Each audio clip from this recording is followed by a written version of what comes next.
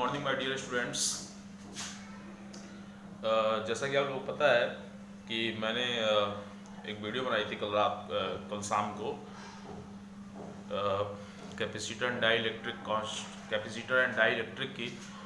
उसमें मैंने न्यूमेरिकल्स बताए थे 1 से लेके 8 तक, 1 से लेकर 8 तक। उसका वीडियो कुछ गलती से इधर उधर हो गया, जिसकी वजह से वो वीडियो बहुत धुंधली बन गई। ठीक है स्टूडेंट्स, तो मैं फिर से वीडियो बना रहा हूँ, ठीक, जिससे आप लोगों को सवाल लगाने में कोई ज़्यादा परेशानी ना हो, आप लोगों को वो वीडियो बहुत स्पष्ट और क्लियर दिखाई दे। ठीक है स्टूडेंट्स, तो आइए आज हम लोग उन्हीं सवालों को फिर से देख लेते हैं। इस सवालों को हम लोगों ने कल देखा था। तो पहला सवाल था स्टूडेंट्स, पहला सवाल कि पारे की 8 समान गोली बूंदें इस प्रकार आवेशित की जाती हैं कि उनमें से प्रत्येक पर 5 वोल्ट का विभव आ जाए। अब यदि इन बूंदों को मिलाकर एक बड़ी गोली बूंद बना दी जाए तो उसका विभव कितना होगा। ठीक है स्टूडेंट्स, तो पहला सवाल यही था। पहला सवाल तो लिखेंगे स्टूडेंट्स, माना पारे की छोटी बूंद की त्रिज्या स्मॉल आर है, स्मॉल आर, तथा बड़ी बूंद की त्रिज्या कैपिटल आर है। ठीक है, माना छोटी बूंद का विभव Vs तथा बड़ी बूंद का विभव Vb है।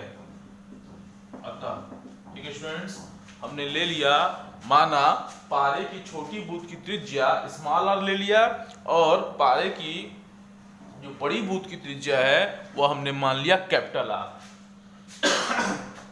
अब मैंने मान लिया कि माना छोटी बूंद का विभव Vs तथा बड़ी बूंद का विभव Vb है। ठीक है, ये स्टूडेंट्स हमने मान लिया। ठीक, अब कह रहा कि अब हम क्या करेंगे, क्योंकि हम जानते हैं कि V होता है Q बाई R, या V होता है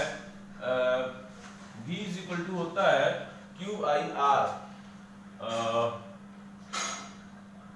हाँ, V Q बाई R नहीं होता है, सॉरी, V होता है आपका Q बाई C।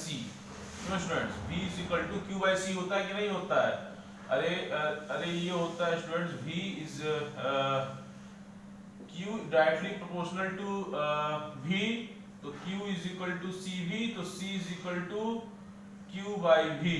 ठीक है स्टूडेंट्स, तो V is equal to Q by C होता है कि नहीं होता है? V is equal to Q by C होता है।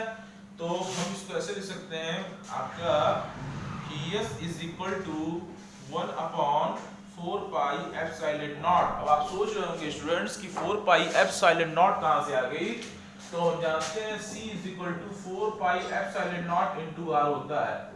आपको मैंने पढ़ाया था C is equal to 4 pi epsilon naught into R, धारिता। ठीक है, तो ये हो जाएगा स्टूडेंट्स, क्योंकि हम लोग निकाल रहे हैं किसके लिए, छोटी बूंद के लिए निकाल रहे हैं, तो ये हो जाएगा students small q by small r। इसको हमने मान लिया equation 1, and Vb is equal to 1 upon 4 pi epsilon naught into capital Q by capital R। इसको हमने मान लिया इक्वेशन 2। बात समझ में आई? इसको हमने मान लिया इक्वेशन 2। ठीक, तो अब हम लिखेंगे स्टूडेंट्स, फ्रॉम इक्वेशन 1 एंड 2 से वी गेट, समीकरण नंबर 1 और 2 से वी गेट, तो समीकरण 1 और 2 से हम देख रहे हैं, यहाँ पे वी गेट ना करके वी हैव कर दीजिए। ठीक है, वी हैव। ठीक, समीकरण नंबर 1 और 2 से हमने क्या देखा कि Vs upon Vb is equal to क्या मिलेगा हमको, Vs upon Vb is equal to मिलेगा, ये तो कट जाएगा, ये बचेगा students q by small r into capital Q by capital R। इसको हमने मान लिया 3, ठीक है। इसको क्या मान लिया स्टूडेंट्स, इसको मान लिया हमने इक्वेशन 3। अब हम क्या करेंगे, अब हम स्टूडेंट्स इसमें हमको निकालना है, हमको क्या निकालना है स्टूडेंट्स, हमको निकालना है बड़ी बूथ का विभव पूछ रहा है, तो बड़ी बूथ का विभव निकालने के लिए स्टूडेंट्स हमको त्रिज्या निकालनी पड़ेगी। बात समझ में आई? बड़ी बूथ का विभव निकालने के लिए हमको त्रिज्या निकालनी पड़ेगी यानी कैपिटल R, और फिर आवेश निकालना पड़ेगा, ठीक है। तो उसके लिए हम क्या करेंगे, लिखेंगे कि कितनी बूंदें हैं इसमें, इसमें बूंदों की संख्या है स्टूडेंट्स आपका 8, तो लिखेंगे 8 छोटी बूंद का आयतन,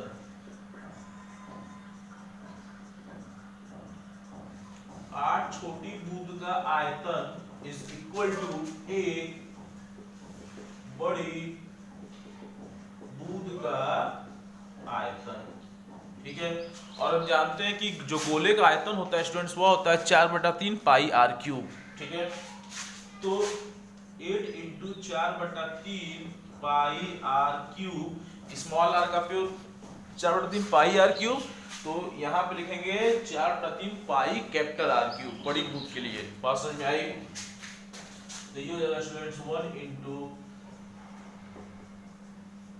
पाई r क्यूब। बात समझ में आई स्टूडेंट्स? अब हम क्या करेंगे देखिए,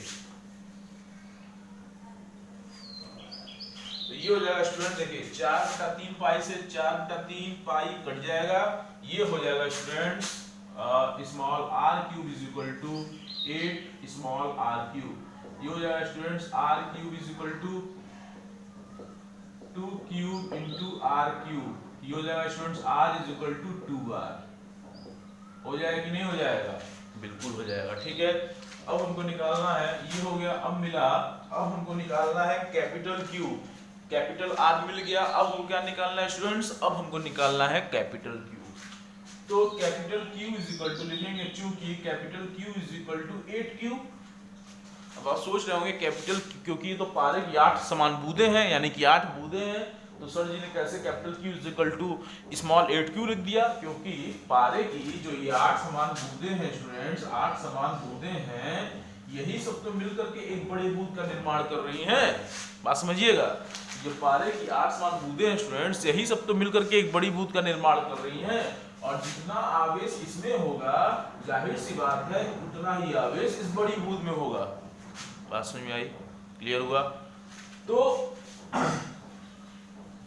ये हो जाएगा 8 इज इक्वल टू 8Q, ठीक है स्टूडेंट, लिखेंगे। अब यहाँ पे एक और ध्यान से पढ़िए, और क्वेश्चन आप लोगों ने नोट किया तो उसमें पढ़िए, लिखा है कि उनमें से प्रत्येक पर 5 वोल्ट का विभव आ जाए। मतलब उन छोटी जो 8 छोटी बूंदें हैं स्टूडेंट्स, उनमें से प्रत्येक पर 5 वोल्ट का विभव आ जाए, तो Vs इज इक्वल टू, यानी कि छोटी विभव की बात कर रहा है, तो ये स्मॉल विभव की बात कर रहा है, तो ये हो जाएगा स्टूडेंट्स 5 वोल्ट, ठीक है। प्रत्येक पर कितने का विभव आ जाए? 5 वोल्ट का। तो इसलिए लिखेंगे फ्रॉम, यहां लिखेंगे स्टूडेंट्स, इसलिए फ्रॉम इक्वेशन 3 वी गेट, समीकरण नंबर 3 से, किससे? समीकरण नंबर 3 से। तो समीकरण नंबर 3 की बात कर लेते हैं, तो ये हो जाएगा student Vs upon Vb is equal to, तो Vs की वैल्यू क्या है? Vs की वैल्यू है स्टूडेंट्स 5 वोल्ट, 5, तो ये हो जाएगा 5 upon Vb is equal to, और कैपिटल R की वैल्यू ये हो जाएगा small q by small r। देखिए स्टूडेंट्स, ठीक है, यहां तक समझ में आया? 5 upon Vb is equal to q upon r, और कैपिटल R का मान है 2r, तो ये हो जाएगा students 2r upon 8q, q से q कैंसिल, r से r कैंसिल, ये 4 हो जाएगा, ये बचेगा स्टूडेंट्स 5 Vb अपॉन 1/4, और ये हो जाएगा students Vb is equal to 20 volt. Vb is equal to कितना आ गया students? Vb is equal to आ गया 20 वोल्ट। देख लीजिए स्टूडेंट्स, सॉल्व मैंने कर दिया है, मैं कुछ देर के लिए रुक जा रहा हूं, आप लोग देख लीजिए।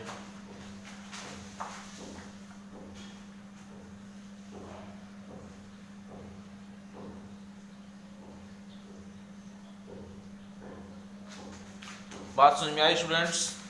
यहाँ तक किसी कोई दिक्कत नहीं है, ना होनी चाहिए। ठीक है स्टूडेंट्स, आप लोग वीडियो को पॉज करके या इसका स्क्रीनशॉट लेकर के आप लोग सवाल को देख सकते हैं।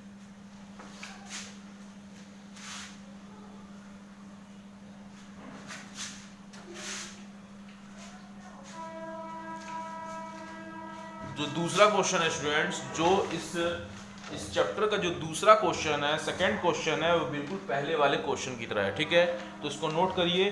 पारे की 27 एक समान बूंदों में प्रत्येक को 10 वोल्ट विभव तक आवेशित किया गया है। अब यदि इन बूंदों को मिलाकर एक बड़ी बूंद बनाई जाए तो बड़ी बूंद पर कितना विभव होगा।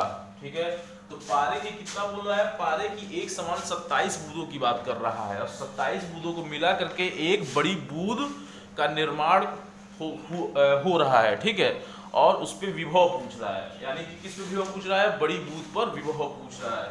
तो 27, तब क्या लिखेंगे, लिखेंगे 27 छोटी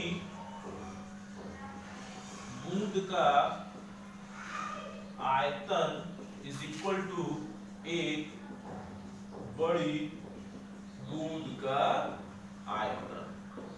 ठीक है स्टूडेंट्स, क्योंकि जो दूसरा क्वेश्चन है सेम एकदम पहले वाले क्वेश्चन की तरह से है, इसलिए मैंने इक्वेशन 3 तक तो वैसे ही करना होगा आपको, बस यहाँ से चेंज हो जाएगा।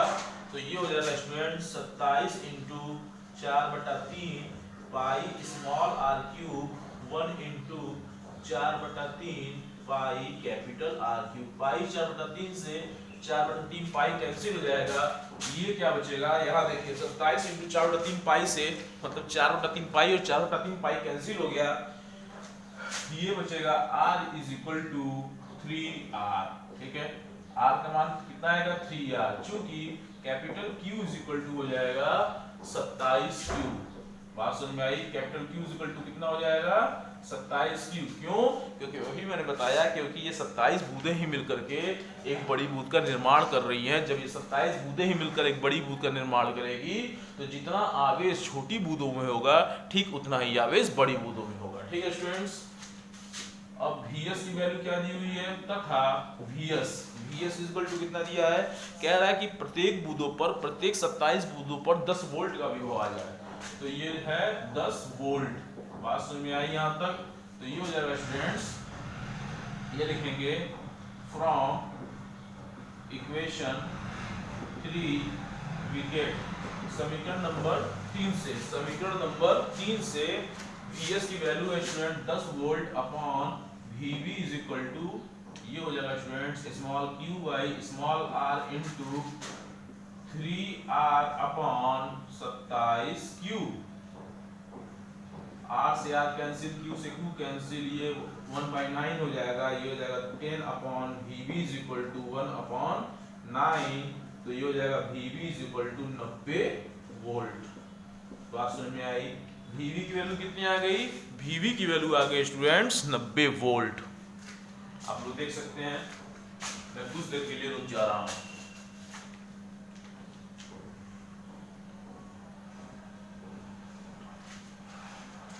बात समझ में आई स्टूडेंट्स? अब हम बात करेंगे क्वेश्चन नंबर 3 की। क्वेश्चन नंबर 3 भी लगभग सेम टू सेम इसी तरह है, थोड़ा बहुत अंतर है स्टूडेंट्स, तो हम लोग बात करेंगे उस पर। ठीक,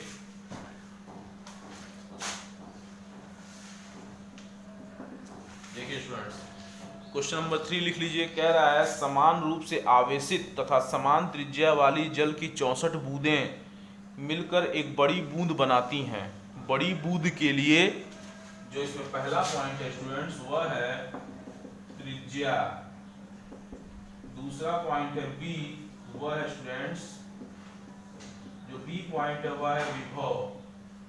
ठीक है, और जो सी पॉइंट है उसको मैं बोल दे रहा हूं, आप लोग लिख लीजिए। सी पॉइंट है इसमें कि स्थितिज ऊर्जा के मान एक छोटी बूंद की तुलना में कितने कितने होंगे। ठीक है स्टूडेंट्स, तो हमको त्रिज्या निकालना है और विभव निकालना है। तो त्रिज्या निकालने के लिए क्या करेंगे, कितनी बूंदें दी हुई हैं, हम यहाँ पे थोड़ा सा फेरबदल कर देंगे। हम यहाँ पे छोटी बूंद का विभव Vs ना मान के हम V मान लेंगे, और बड़ी बूथ का विभव ना मान करके हम यहाँ क्या मान लेंगे, वी भी मान लेंगे, वी डैश मान लेंगे। ठीक है स्टूडेंट्स, तो हमने वी ना मान करके और वी एस ना मान करके क्या मान लिया, वी अपॉन वी डैश। क्या मान लिया, वी अपॉन वी डैश। कुछ हमेशा वी एस या वी ना का यूज़ मैंने सोचा कि वी एस और वी का यूज़ यहाँ से हटा दूँ। ठीक है स्टूडेंट्स, क्योंकि क्वेश्चन या न्यूमेरिकल्स लगाते समय आपको अपने अनुसार फेरबदल थोड़ा सा बहुत चेंज करते रहना चाहिए। ठीक है स्टूडेंट्स, तो ये हो गया v upon v dash equal to q by r into r by q, equation number 3। तो अब हम क्या करें, किसकी बात कर रहा है, ये 64 छोटी बूंदों की बात कर रहा है। तो जाहिर सी बात है स्टूडेंट्स, जब हम 64 छोटी बूंदों का आयतन निकालेंगे तो उससे हमको क्या मिलेगा, उससे हमें प्राप्त होगी त्रिज्या। तो आप लोग इस इक्वेशन नंबर 3 के बाद से लिखेंगे 64 छोटी बूंदों का आयतन इज इक्वल टू एक बड़ी बूंद का आयतन। ठीक है, तो मैं यहाँ डायरेक्ट लिख रहा हूँ, तो 64 into 4/3 pi R cube is equal to 1 into 4/3 pi R cube. 4/3 pi से 4/3 पाई कैंसिल हो जाएगा, ये बचेगा students r is equal to 4r। ठीक है, तो जो त्रिज्या हमको चाहिए थी स्टूडेंट्स, जो त्रिज्या हमको चाहिए थी, जो त्रिज्या हमें चाहिए थी, यानी कि जो पार्ट ए हमें चाहिए था स्टूडेंट्स, वो हमें प्राप्त हो गया। जो पहला था ए वाला, वो हमें प्राप्त हो गया। अब हम बात करेंगे बी की।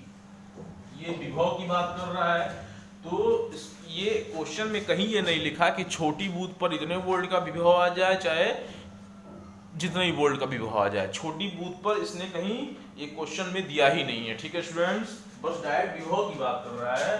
तो ये हो जाएगा student v upon v dash. तो हम लिखेंगे समीकरण नंबर, यहाँ लिखेंगे स्टूडेंट, चूंकि capital Q is equal to 64Q, बात समझ में आई, चूंकि capital Q is equal to कितना हो जाएगा, 64Q। तो ये हो जाएगा स्टूडेंट्स फ्रॉम, इसलिए फ्रॉम इक्वेशन 3 वी गेट, समीकरण नंबर 3 से। जब हम समीकरण नंबर 3 से निकालेंगे स्टूडेंट्स, तो हमें क्या मिलेगा, हमें मिलेगा v upon v dash is equal to q by small r into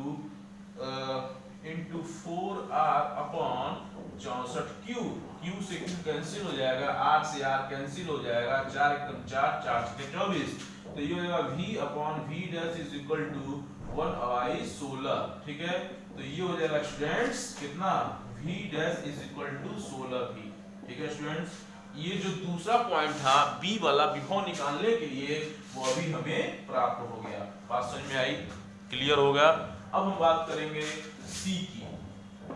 c क्या है, कह रहा है स्टूडेंट स्थितिज ऊर्जा के मान एक छोटी बूंद की तुलना में कितने कितने होंगे। तो स्थितिज ऊर्जा का मान पूछ रहा है, स्थितिज ऊर्जा, क्योंकि हम जानते हैं स्टूडेंट स्थितिज ऊर्जा कितनी होती है, स्थितिज ऊर्जा होती है स्टूडेंट्स कितनी, 1/2 CV²। कितनी होती है, 1/2 CV²। तो यहाँ पे v डैश, तो यहाँ हो जाएगा v डैश। ठीक है, तो ये हो जाएगा स्टूडेंट्स 1/2 c की वैल्यू कितनी होती है, c की वैल्यू होती है 4 pi epsilon naught into r। ठीक है, तो ये हो जाएगा students 4 pi epsilon naught into r into 16²।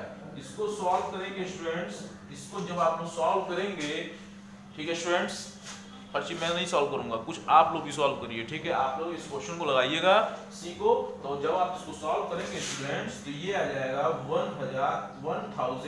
1000 यानी कि 1024 u। कितना आ जाएगा, 1024 u। ठीक, तो क्वेश्चन नंबर आपका जो 3 था, क्वेश्चन नंबर 3, ये क्वेश्चन नंबर 3 था, वो अभी पूर्ण रूप से समाप्त हो गया। ठीक, अब हम बात करेंगे स्टूडेंट क्वेश्चन नंबर 4 की। चाहिए तो आप लोग देख लीजिए, इसका स्क्रीनशॉट ले लीजिए, चाहे वीडियो को पॉज कर दीजिए, उस हिसाब से आप क्वेश्चन नोट कर सकते हैं। ठीक, अब हम बात करेंगे क्वेश्चन नंबर 4 की। इसकी बात करेंगे स्टूडेंट्स, अब हम बात करेंगे क्वेश्चन नंबर 4 की।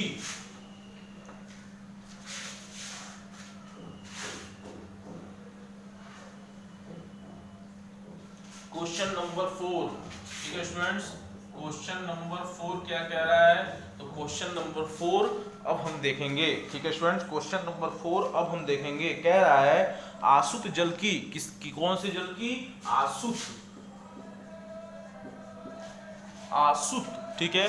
आसुत जल की 64 छोटी बूंदें, प्रत्येक की त्रिज्या 0.1 mm तथा आवेश 2/3 into 10 to the power 2/3 into 10 to the power -12 coulomb. जो आवेश दिया हुआ है वह दिया हुआ है 2/3 into 10 to the power -12 coulomb है।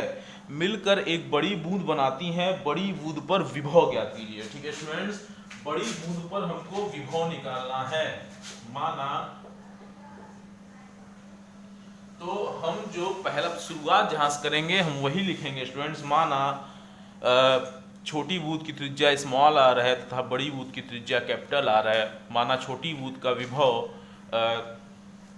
Vs है तथा बड़ी बूंद का विभव Vb है। अतः ठीक है, तो जो बड़ी बूंद का जो छोटी बूंद का विभव होगा स्टूडेंट होगा Vs = 1/4 पाई एप्सिलॉन नॉट और ये हो जाएगा Q/r। ये Vb = कितना हो जाएगा?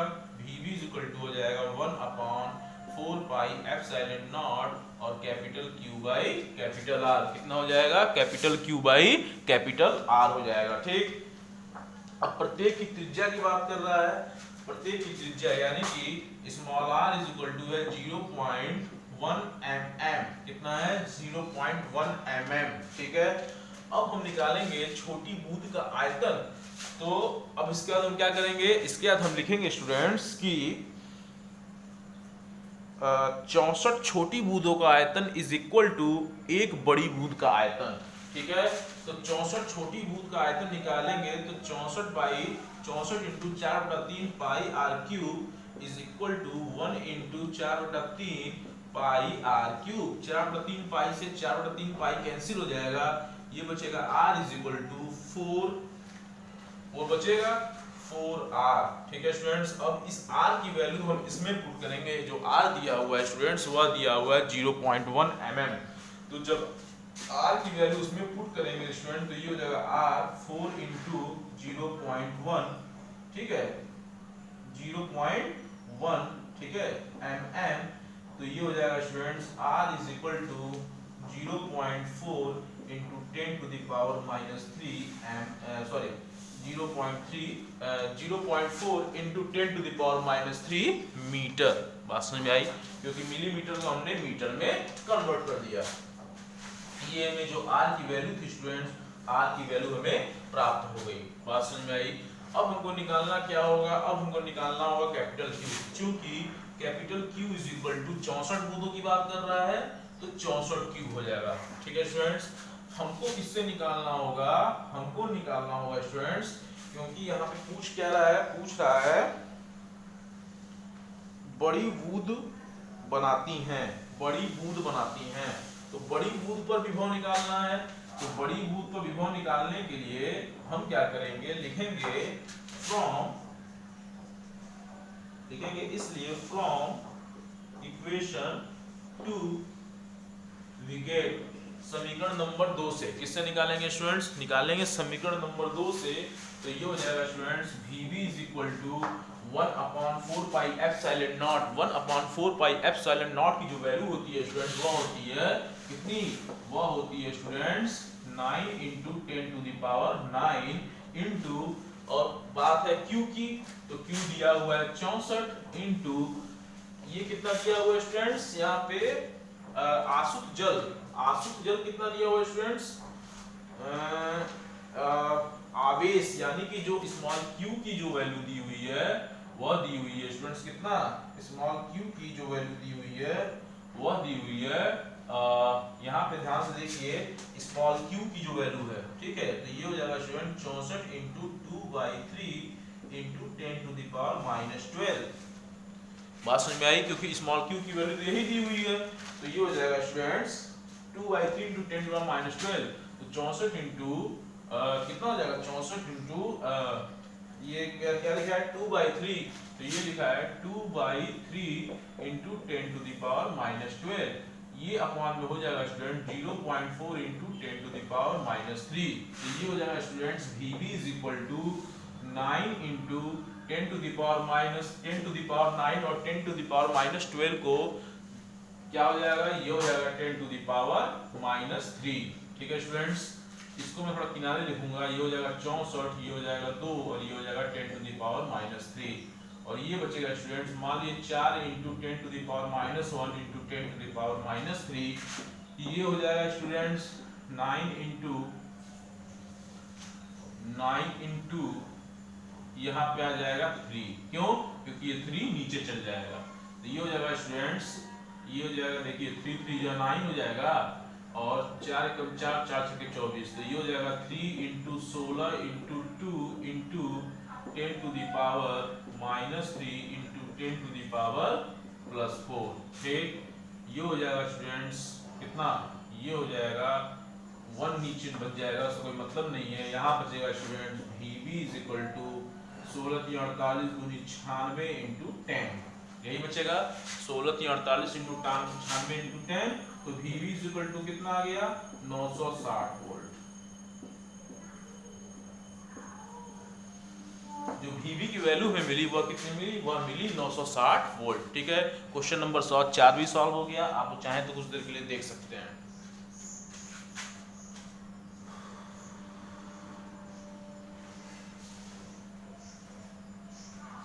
अब हम बात करेंगे स्टूडेंट क्वेश्चन नंबर 8 की।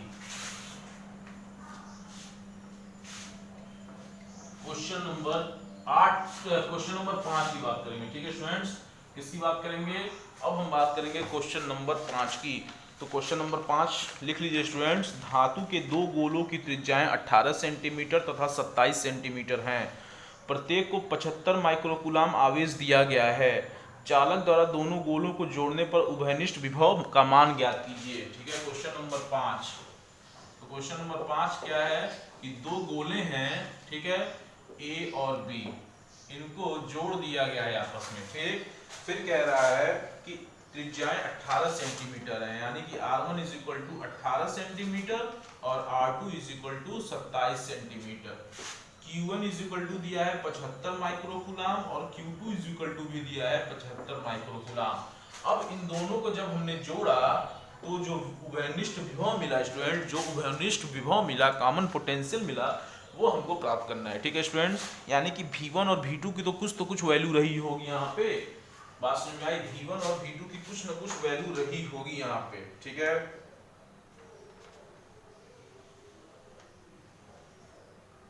तो उभयनिष्ठ विभव का जो सूत्र होता है स्टूडेंट्स, पहले तो उभयनिष्ठ विभव का जो सूत्र होता है आवेशों का, मैंने पढ़ाया था आपको आवेशों का पुनर्वितरण, रीडिस्ट्रीब्यूशन ऑफ चार्जेस। तो इसमें आप देखेंगे तो उसमें था आपका Q1 plus Q2 upon C1 plus C2। ये एक फार्मूला निकल के आया था कि Q1 और Q2 तो पता है लेकिन C1 और C2 नहीं पता है। तो लिखेंगे स्टूडेंट्स, पहले लिखेंगे स्टूडेंट्स गोले ए की धारिता। जब हमको गोले ए की धारिता मिल जाएगी तो हमें आंसर भी मिल जाएगा। गोले और ए और बी की धारिता प्राप्त होने के बाद हमें आंसर मिल जाएगा। C1 इज इक्वल टू कितना होगा? C1 इज इक्वल टू होगा, ये R1 इज इक्वल टू हो जाएगा 18 सेंटीमीटर है, इसको मीटर में बदलेंगे 0.18 मीटर। ठीक, ये R2 इज इक्वल टू कितना है? 27 सेंटीमीटर है, इसको मीटर में बदलेंगे स्टूडेंट्स तो कितना बनेगा? ये कितना मिल जाएगा? ये मिलेगा 0.8 centimetre, 0.18 into 10 to the power -2 metre. ठीक है, 0.18। ठीक है स्टूडेंट्स, कितना मिलेगा? 0.18 मीटर, और ये हो जाएगा तुम्हारा 0.27 मीटर। ठीक है स्टूडेंट्स, तो ये कितना हो जाएगा? ये हो जाएगा students 0.18 upon 9 into 10 to the power 9। इसको लिख सकते हैं C1, इसको हम लिखा जा सकता है कि C1 is equal to 18 into 10 to the power -2 upon 9 into 10 to the power 9। ये हो जाएगा C1 इज इक्वल टू 9 दूनी 18, 2 into 10 to the power -11 farad. बात समझ में आई? C1 की वैल्यू निकल गई। अब हमें निकालना है C2 की वैल्यू। ठीक, इसी प्रकार C2 की धारिता B की, इसी प्रकार गोले B की धारिता, गोले B की धारिता में निकालनी है स्टूडेंट्स, तो ये हो जाएगा C2 इज इक्वल टू कितना, ये हो जाएगा C2 इज इक्वल टू हो जाएगा स्टूडेंट्स 27 था तो 0.27 into upon 9 into 10 to the power 9, ये हो जाएगा 27 into 10 to the power -2 upon 9 into 10 to the power 9, ये 9 3 27 हो जाएगा, तो C2 इज इक्वल टू कितना हो गया 3 into 10 to the power -11 farad. ठीक, तो जो C2 की वैल्यू थी स्टूडेंट्स, किसकी वैल्यू थी, C2 की जो वैल्यू थी वह मेरी 3 into 10 to the power -11 farad. ठीक है, तो C2 की वैल्यू हमें प्राप्त हो गई। अब हम बात करेंगे इसलिए फ्रॉम फार्मूला, ठीक है, फार्मूला का यूज करेंगे तो ये मिलेगा capital V is equal to Q1 plus Q2 upon C1 plus C2।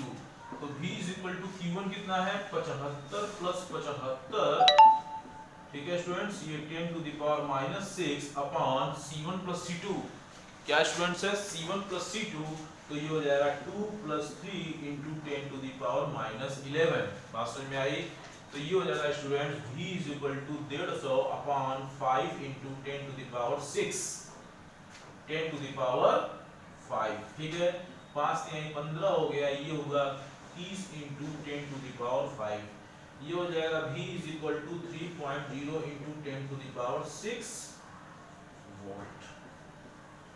ठीक है स्टूडेंट्स, तो हमें जो आंसर मिलना था, हमें जो आंसर चाहिए था वो हमें प्राप्त हो गया 3.0 into 10 to the power 6 volt.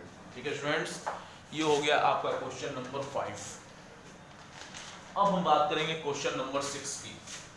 चाहिए तो आप देख सकते हैं, कुछ देर के लिए मैं रुक जा रहा हूं। अब हम बात करेंगे स्टूडेंट्स क्वेश्चन नंबर 6 की।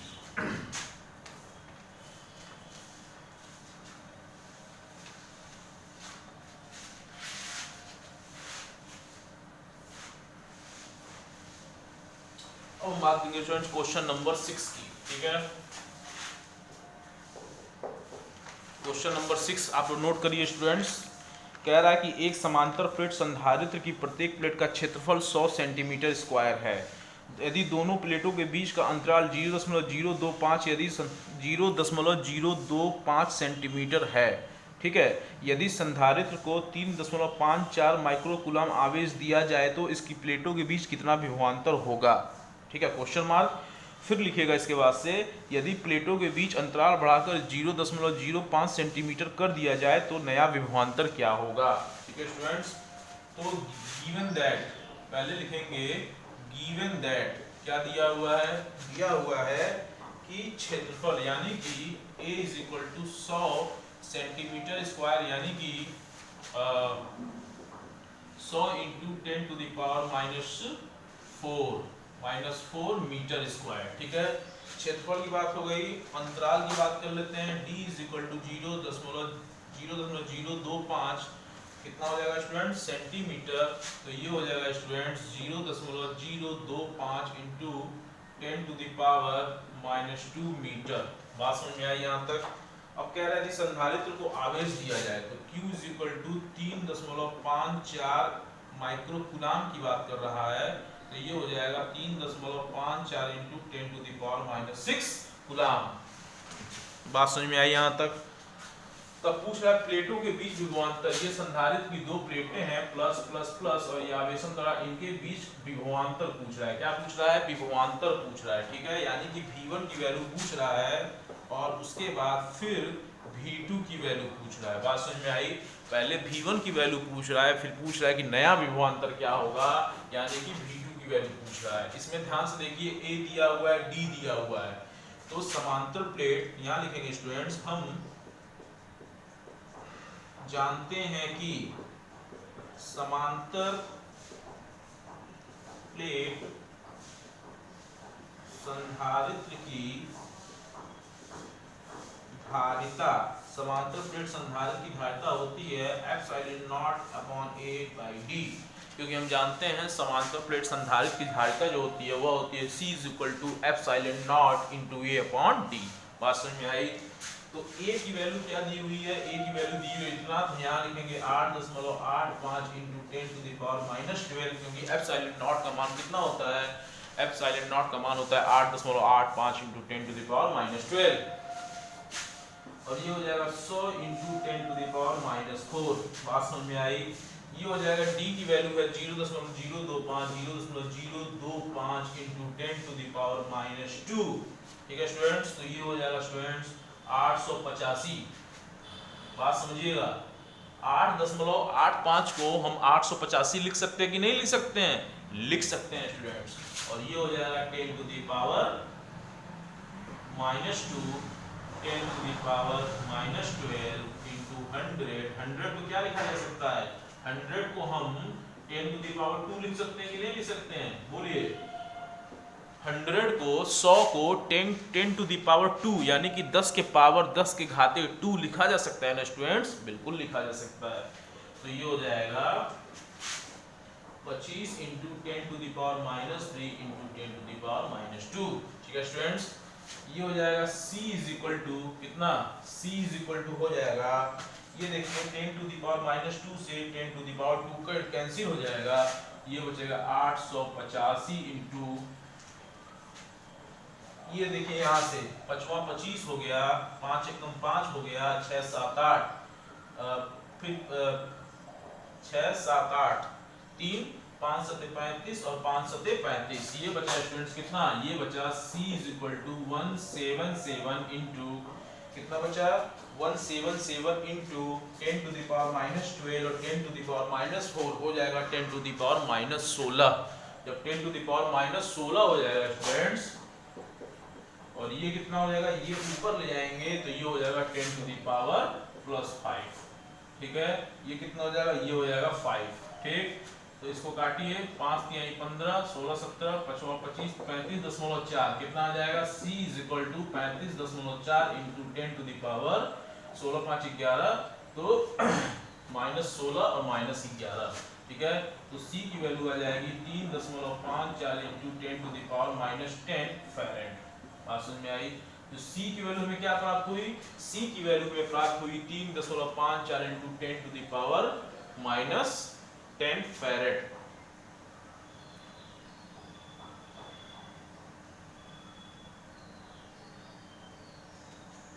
ठीक है, इसलिए V इज इक्वल टू कितना होता है, V is equal to Q by C होता है। V इज इक्वल टू कितना होता है, V is equal to Q by C होता है। तो Q का मान यहाँ पर रखिए 3.54 इंटू 10 to the power -6, ठीक है। और ये हो जाएगा 3.54 इंटू 10 to the power -10, इससे ये कैंसिल हो जाएगा, इसको ऊपर ले जाएंगे तो ये बनेगा V इज इक्वल टू कितना 1 into 10 to the power 4 volt. अब कह रहा है, यानी कि V1 की वैल्यू पता चल गई, V2 हमको निकालना। कह रहा है यदि दोनों प्लेट के बीच यदि दोनों प्लेटों के बीच का विभवांतर, जब हम D को बढ़ाएंगे स्टूडेंट्स, जब हम D को बढ़ाएंगे तो क्या होगा, जब हम D को इंक्रीज करेंगे तो जाहिर सी बात है धारिता क्या होगी, धारिता जो है वो डिक्रीज होगी। यानी कि जब हम D को इंक्रीज करेंगे तो धारिता क्या होगी, डिक्रीज होगी। इस स्थिति में क्या होगा, इस स्थिति में जो विभव होगा, जब धारिता ही घटने लगेगी तो विभव क्या होगा, विभव बढ़ने लगेगा, ठीक है। जब विभव यहाँ पे विभव कितना हो जाएगा, विभव दोगुना हो जाएगा, ठीक है। तो विभव जब दोगुना हो जाएगा स्टूडेंट्स तो लिखेंगे ये V1 इज इक्वल टू, इसलिए V2 is equal to 2 into 1 into 10 to the power 4, ये हो जाएगा V2 is equal to 2 into 10 to the power 4 volt. बात समझ में आई। तो हमें नया विभव भी प्राप्त हो गया, पुराना विभव के साथ साथ नया विभव भी हमें मालूम चल गया। आप लोग चाहिए तो देख सकते हैं। अब हम बात करेंगे क्वेश्चन नंबर 7 की। किसकी बात करेंगे स्टूडेंट्स, अब हम लोग बात करेंगे क्वेश्चन नंबर 7 की। क्वेश्चन नंबर 7 क्या कह रहा है, क्वेश्चन नंबर 7, ठीक है। तो क्वेश्चन नंबर 7 कह रहा है कि एक समांतर प्लेट संधारित्र की प्रत्येक प्लेट का क्षेत्रफल 40 सेंटीमीटर स्क्वायर है तथा दोनों प्लेटों के बीच वैद्युत क्षेत्र की तीव्रता 50 न्यूटन प्रति कूलाम है। प्रत्येक प्लेट पर आवेश की गणना कीजिए। ठीक है, तो संधारित्र दिया हुआ है, गिवन दैट क्या दिया हुआ है, क्षेत्रफल A = 40 सेंटीमीटर स्क्वायर यानी कि 40 × 10⁻⁴ मीटर स्क्वायर। ठीक है, E दिया हुआ है 50 न्यूटन प्रति कूलाम। ठीक है, हमको क्या निकालना है, आवेश की गणना कीजिए यानी कि Q निकालना है। ठीक है, तो हम जानते हैं कि हम क्या जानते हैं, क्योंकि यहाँ ऑलरेडी D दिया हुआ है, D, तो D मतलब क्या, हम जानते हैं कि समांतर प्लेट की बात हो रहा है, तो समांतर प्लेट संधारित्र की धारिता होती है स्टूडेंट C = F∼0 × A/D। बात समझ में आई। एंड वैद्युत क्षेत्र की तीव्रता कितना होता है, और वैद्युत क्षेत्र की वैद्युत क्षेत्र की जो तीव्रता होती है वो होती है E =विभवांतर/डिस्टेंस। क्या होता है, E = विभवांतर/डिस्टेंस। तो ये हो जाएगा स्टूडेंट्स कितना हो जाएगा, ये हो जाएगा V = E × D। इसको मान लीजिए इक्वेशन 1, इसको मान लीजिए इक्वेशन 2। तो अब हम and again we know that ठीक है, तो Q निकालना था, तो Q = CV, ये मान लेंगे क्वेश्चन 3। तो लिखेंगे using 1 and 2 in equation 3 we get, यानी कि समीकरण 1 और 2 का उपयोग समीकरण नंबर 3 में करने पर तो ये हो जाएगा Q = C का मान है F∼0 × A/D × E × D। D से D कैंसिल हो जाएगा, Q = F∼0 A × E। बात समझ में आई। इसको मान लीजिए इक्वेशन नंबर 4 या मत मानिए, आपके ऊपर डिपेंड करता है। अब लिखेंगे प्रश्नानुसार, या ऐसे लिखेंगे नाउ अब। ठीक है, तो A की वैल्यू दी हुई है, तो ये हो जाएगा स्टूडेंट्स Q = 8.85 × 10⁻12 और A की वैल्यू कितनी है, 40 × 10⁻⁴ × 50। ठीक है, तो ये हो जाएगा Q = 885 × 10⁻², 10⁻12, ये हो जाएगा स्टूडेंट्स 2000 -4। Q = 885 इंटू ये हो जाएगा -14 और -14 -18 10⁻⁻18 × 10⁻2 × 10⁻3। क्यों 2000 को हम 2 × 10⁻3 लिख सकते हैं कि नहीं लिख सकते हैं, बिल्कुल लिख सकते हैं। तो ये हो जाएगा Q = 885 इंटू ये और ये मिलकर कितने बन जाएंगे, पहले इसका हम देख लेते हैं 2 और 885। तो Q = 5 दूनी 10, 8 दूनी 16, 1 17, 8 दूनी 16, 1 17, 17 ×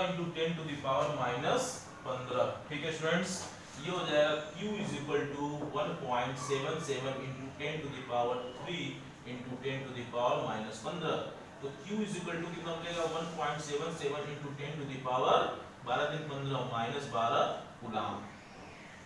ठीक है स्टूडेंट्स, तो जो हमें Q की वैल्यू प्राप्त करनी थी, स्मॉल q की आवेश की वैल्यू प्राप्त करनी थी, चार्ज की वैल्यू प्राप्त करनी थी, वो हमें प्राप्त हो गई। क्या, Q = 1.77 × 10⁻12 कूलाम। ठीक है स्टूडेंट्स, आप लोग इस वीडियो को पॉज करके आराम से देख सकते हैं। अब हम बात करेंगे क्वेश्चन नंबर 8 की।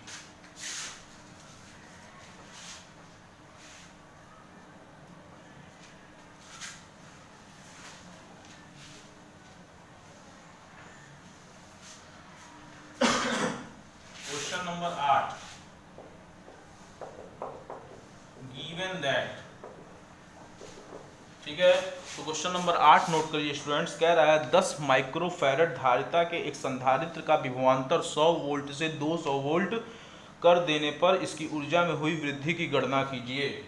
गिवन दैट क्या दिया हुआ है, दिया हुआ है 10 C = 10 माइक्रोफैरड। ठीक है, तो ये हो जाएगा 10 × 10⁻⁻6 फैरेड। बात समझ में आई? इस संधारित्र का विभवांतर यानी कि V1 दिया हुआ है 100 वोल्ट, ठीक, और V2 कितना दिया हुआ है 200 वोल्ट। बात समझ में आई?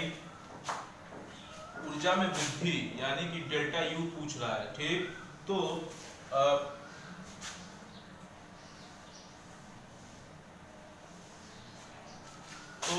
लिखेंगे स्टूडेंट्स, अतः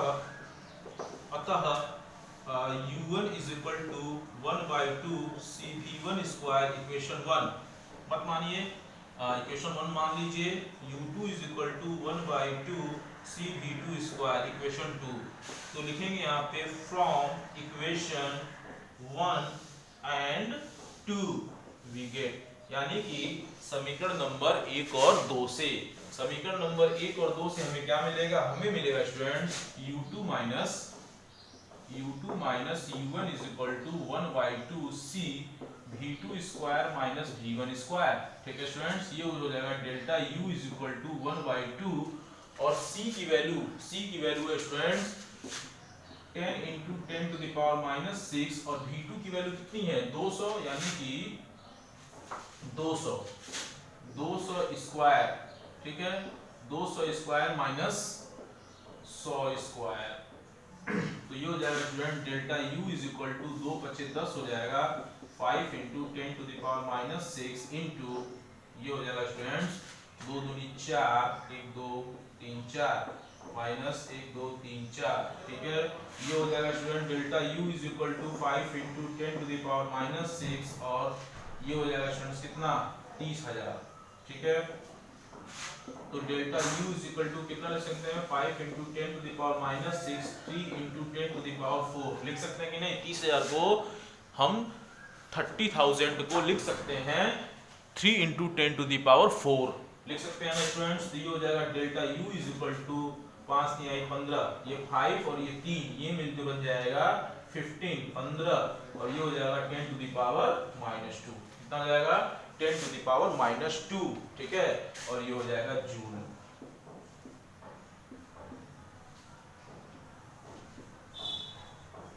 ठीक है स्टूडेंट्स, आंसर हमें मिल गया, कितना मिला? डेल्टा U की जो वैल्यू मिली 15 × 10⁻⁻2 जूल, यानी कि 15 × 10⁻⁻2 जूल। आपको चाहिए तो देख सकते हैं। अब हम लोग इसके बाद जिस क्वेश्चन के बारे में बात करेंगे स्टूडेंट्स, वह ऑलरेडी मैंने अपने अकाउंट पे लोड करके रखी हुई है, क्योंकि यह जो वीडियो था, ठीक है, लेक्चर 5.1 मैंने ऑलरेडी आपके ग्रुप में भेज दिया है और ऑलरेडी मैंने अपने मेरे अकाउंट में भी सेव है। तो ये जो लेक्चर 5 था 5.1 तो मैंने भेज दिया। 5 जो था स्टूडेंट्स वह थोड़ा सा कल रात में हमसे थोड़ा सा डिस्टर्ब हो गया था, जिसके कारण वीडियो बहुत धुंधली बन गई थी। ठीक है स्टूडेंट्स, तो अब आराम से आप लोग इसको करिएगा, कोई दिक्कत नहीं है। अभी तक के लिए बस इतना ही, तब तक के लिए thank you and take care.